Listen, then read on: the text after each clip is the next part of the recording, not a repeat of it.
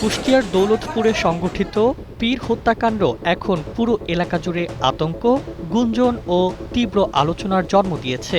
তদন্তে নেমে আইনশৃঙ্খলা বাহিনী বলছে, এই হামলায় জড়িত হিসেবে অন্তত ১৯ জনকে শনাক্ত করা হয়েছে, যাদের মধ্যে ১৩ জনের রয়েছে সরাসরি রাজনৈতিক সম্পৃক্ততা। ফলে ঘটনাটি এখন শুধু একটি হত্যাকাণ্ড নয়, বরং রাজনৈতিক ছায়ায় ঘেরা একটি বড় রহস্যে পরিণত হয়েছে।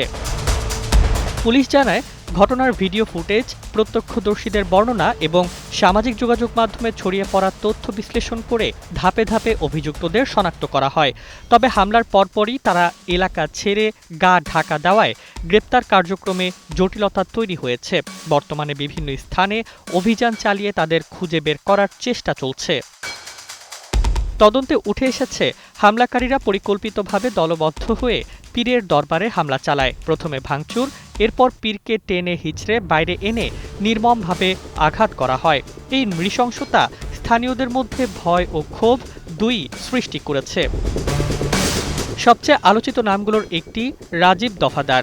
পেশায় সাধারণ কাঠমিস্ত্রি হলেও তার রাজনৈতিক সংশ্লিষ্টতা রয়েছে বলে তদন্তকারীরা জানিয়েছেন। প্রত্যক্ষদর্শীদের দাবি, হামলার সময় তার ভূমিকা ছিল সক্রিয় ও আক্রমণাত্মক। ঘটনার পর থেকেই তিনি পলাতক।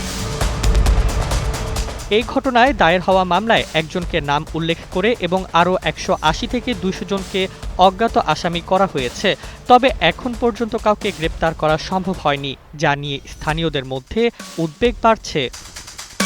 স্থানীয়দের দাবি, একটি পুরনো ভিডিওকে কেন্দ্র করে ধর্মীয় উস্কানি ছড়িয়ে পড়ে এবং সেই উত্তেজনা দ্রুত সহিংস রূপ নেয়। বিশ্লেষকরা বলছেন, গুজব, সামাজিক উত্তেজনা এবং রাজনৈতিক সংশ্লিষ্টতা, এই তিনের সংমিশ্রণেই এমন ভয়াবহ ঘটনা ঘটেছে।